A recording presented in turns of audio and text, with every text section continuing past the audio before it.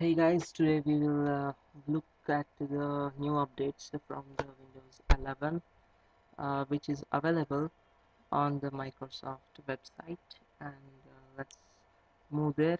And here is the uh, page of the Microsoft Windows 11, and it will be released on October 5th. And there is a whole some features and this time it is not what they have said. The Windows will only available and it will only run the uh, Microsoft exe files, and but it will be not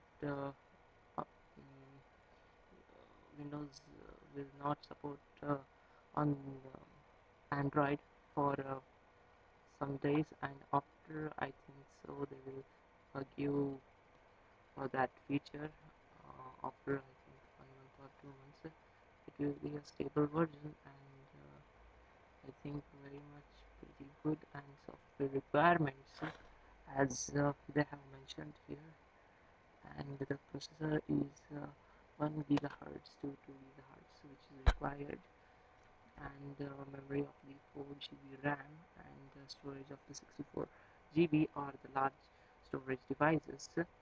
And systemware is secure boot capable, and TMP is trusted platform module version 2.0, and graphic card is DirectX 12, and display is 720p and HD resolutions, and internet connection, the Microsoft accounts, and is some features, and I think so.